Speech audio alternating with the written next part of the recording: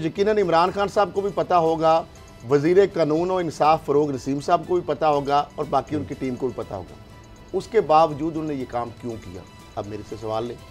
ठीक, ये तो चीज़ सामने है ना, ये 2+2=4 तो नज़र आ रहा है। उसके बावजूद एक तरफ उन्होंने सुप्रीम कोर्ट के अंदर वज़ीर आज़म ने एडवाइस दी और उनकी एडवाइस पे प्रेसिडेंट ने, यानी यही फ़रोग नसीम साहब, उनके जो बाबर रवान साहब जो बड़े उनके जो आइनी माहिर भी हैं और जो ज़िम्मेदारान हैं, उन्होंने बात की, अटारनी जनरल ने बात की, प्राइम मिनिस्टर साहब ने सदर पाकिस्तान को, और ओपिनियन के लिए supreme court of Pakistan supreme court का आ गया है कि जी अगर रेफरेंस वापस नहीं लेती हुकूमत तो फिर सुप्रीम कोर्ट अपना इस पर सुना देगी, हो गया, अब बात कह रहे हैं अपनी राय। अच्छा, अब सुप्रीम कोर्ट की जो ऑब्जर्वेशंस आ रही हैं वो ये कह रहे हैं इसमें बुराई क्या है, शो ऑफ हैंड में बुराई क्या है। बाहर समझ रहे, बाहर जरा समझे, इसमें सुप्रीम कोर्ट से ओपिनियन मांगी गई है। लेजिस्लेशन का इख्तियार सुप्रीम कोर्ट के पास ना है, ना को उनसे ये पूछ सकता है, ना कह सकता है, ना उससे कोई तल्लक है, ना सरोकार है। ये मामला सियासी नहीं है, ये मामला आइनी है। आइन के अंदर तशरीह की बात है, ये तशरीह वाला मामला भी नहीं है। मामला तशरीह का तब होता है जब एम्बिग्विटी हो। इसमें तो क्लियर है कि ये ओपन है और ये सीक्रेट है, इसके अंदर आइनी तरमीम की जरूरत है। जब सीक्रेट रखा क्यों गया था? इसलिए कि जी जिस तरह पहले बात हुई कि जी चेयरमैन है, डिप्टी चेयरमैन है, वो दिल में ना रखें एक बात, और फिर ये कि जी कॉन्स्टिट्यूंस का वोट हो, सिर्फ पार्टी लाइंस पर ना हो। अगर वो किसी को समझते हैं कि जनाब इसको यानी सेनेटर बनना चाहिए तो वो देखिए दो चीज़ें हैं। आप देखिए MNA MP के हवाले से सीक्रेट बैलेटिंग है, जो वोट देते हैं हम जाके, आम वोटर भी, उसकी सेंसिटिव रखी गई है ना कि ताकि लोकली MNA MP कोई वोट देता है, इवन कि हमारे प्रेस क्लब की कोई भी इलेक्शन होती है तो सीक्रेट बैलेट होती है, उसमें होता है। अच्छा, फिर वज़ीर आज़म के हवाले से और वज़ीर आला के हवाले से है तो हाथ खड़ा करके शो ऑफ हैंड भी है। फिर स्पीकर और सेनेट के हवाले से फिर सीक्रेट बैलेट आ जाता है। सीक्रेट बैलेट के अंदर जो उसकी पर्पज़ ये था कि चूँकि कस्टोडियन ऑफ द हाउस होता है स्पीकर, वो बेसिकली तो बज़ाहिर तो आइनी तौर पर, कानूनी तौर पर वो गैर जानबदार होता है, लेकिन हमेशा स्पीकर तो किसी पार्टी की बनता है। हालांकि मैं इसके खिलाफ हूँ। स्पीकर किसी पार्टी का नहीं होना चाहिए, वो कोई टेक्नोक्रेट या ब्यूरोक्रेट या इस तरह का कोदा या सुप्रीम कोर्ट का रिटायर्ड जज या कोई इस तरह का बंदा जिसका किसी सियासी पार्टी से अफिलिएशन नहीं होनी, तब भी गैर जानबदार हकीकी हो सकता है। लेकिन कहते हैं गैर जानबदार होता पार्टी का, तो वो कैसे गैर जानबदार रह सकता है? सेनेट का चेयरमैन जो है वो भी किसी पार्टी का अगर नहीं होगा तो फिर तो गैर जानबदार रह सकता है। सर सदर के लिए भी इसी तरह है। अच्छा, वही है ना, तो ये सारी चीजें, ये हिपोक्रेसी है, ये तो फिर आइन कानून बात ही गलत हो गई। अब लेकिन ये हुआ ना, उलट हो गया ना। खरल साहब जो नीयत थी आइन में लाने की वो तो ये थी कि ज़मीर पर को वोट दे दे कि अच्छा बंदा ये सेनेट में जाना चाहिए, वो कहे जी नहीं पार्टी, ये सारी आगे समझ। यहाँ तो पैसा चलने लग गया। हुकूमत ने ये जो पंगा क्यों लिया है? आपने कहा जी 20 लोगों ने वोट कर दिया, 20 लोगों ने इमरान खान साहब के ने वोट कर दिया जी, बहुत अच्छी बात है। उन्होंने ज़मीर फरोशी की इमरान खान साहब की। उस वक़्त KPK में हुकूमत उनके जाने से और ज़्यादा खतरे से दुचार हो सकती थी, लेकिन उन्होंने क्या किया? हुकूमत की ख़त्म होने के यानी होने के खदशात के बावजूद उन्होंने उन 20 जो MP हैं उनको पार्टी से सिटिंग को मेरा ख्याल फारिग डॉक्टर साहब कर दिया।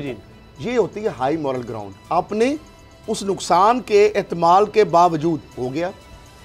सेनेट का इलेक्शन हुआ, चेयरमैन कंपैरिजन देते हैं, चेयरमैन सेनेट का इलेक्शन हुआ, अद्धी अक्सरियत PTI के पास नहीं है, अपोजिट जमातें लाई तहरीक, बंदे भी खड़े थे, ज़मीर फरोश, लाशें खड़े, मोरालिटी हाई, ईवान का तकद्दस लोग वहाँ पे, वो सादिक सिजानी जिसको पीपल्स पार्टी खुद लाई थी। अच्छा ठीक है, अब वहाँ पे छू मंतर हो गया, गिनती हुई, बंदे किधर चले गए, ज़मीन खा गई, आसमान निकल गया।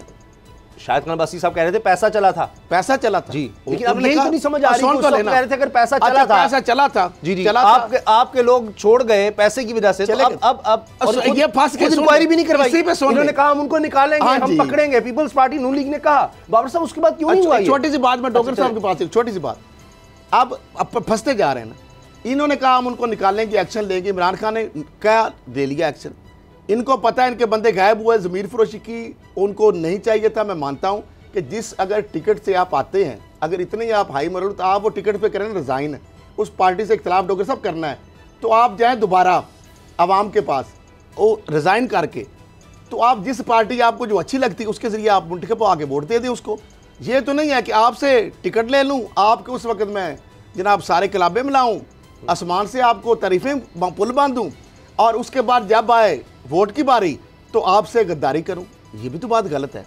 वो आप रिज़ाइन करना चाहिए ना। ऐसी पार्टी जिसको वो समझता है कि इसकी पॉलिसीज गलत है उससे अच्छा हो गया। अब मामला ये अब सुन लें, अब हुकूमत ने ये पंगा क्यों लिया। पहली तो बात ये जो फंगा है कि मरियम साहिबा कहती थी कि शो ऑफ हैंड होना चाहिए, हुकूमत पहली दफ़ा उल्टी गंगा बह रही है।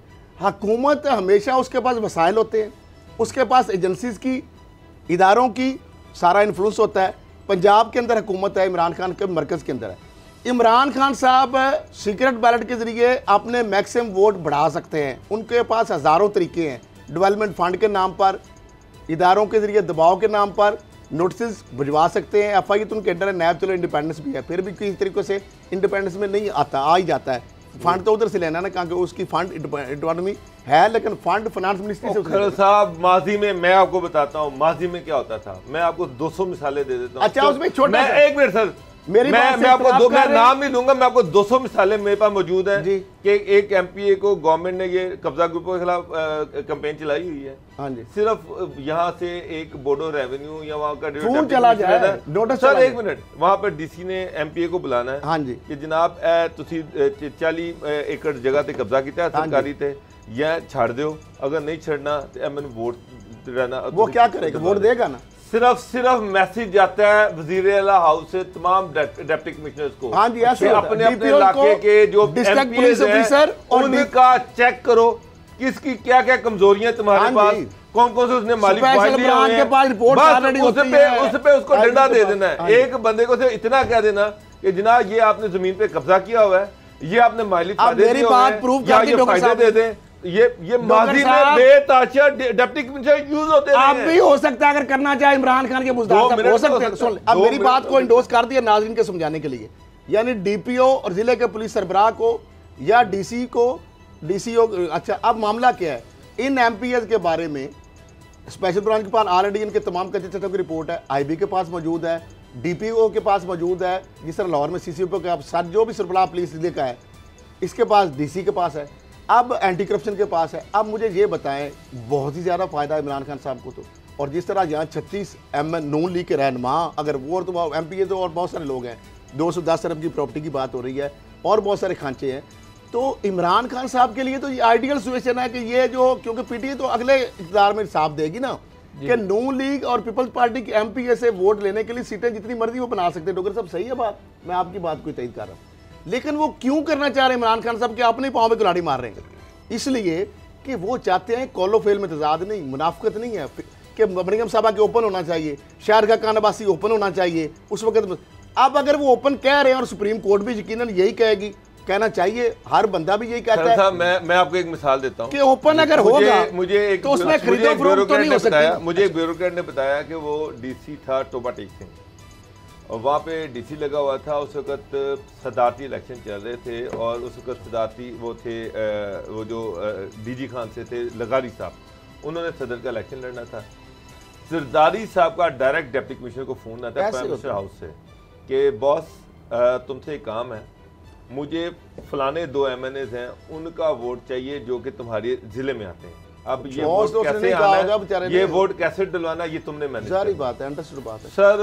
उस DC ने उनका सारा चिट्ठा निकाला, एक की जमीनें थी, एक का कोई और इशू था। डॉक्टर साहब पहले रातों रात चढ़ाई कर दी कि जनाब ये जमीनों पे भी चढ़ाई हो रही है और ये सारा कुछ हो रहा है। अब वो था कि ये तुम्हें छोड़ना नहीं, उन्होंने वो एकदम परेशान हो गए। उन्होंने कहा सर चाहिए क्या होगा, वोट तो लाके सामने कोई और भी जनाब मसला ये कि 2 वोट आपके चाहिए सदर के लिए। हाँ जी, वो दोनों का ताल्लुक नून लीग से था, अपोजिशन से था। उन्होंने कहा बॉस ये आपकी हमारी वोट तो अलावा भी साढ़े वोट हम डलवाएंगे, जिधर आप कहेंगे उधर ही डालेंगे। यकीन जाने उस DC ने कहा कि मैंने जरदारी साहब को फोन किया, रिंग बैक किया, मैंने कहा सर जॉब इज डन। उन्होंने कहा मैं तुम्हें भूलूंगा नहीं इंशाल्लाह। उन बंदों ने जरदारी साहब से मुलाकात की, उन्हें यकीन दिलाया जनाब कि आपका वोट है, मिल जाएगा। और उन्होंने वोट डाला। सब्सक्राइब करें और बेल दबाएं ताकि कोई खबर रह न जाए।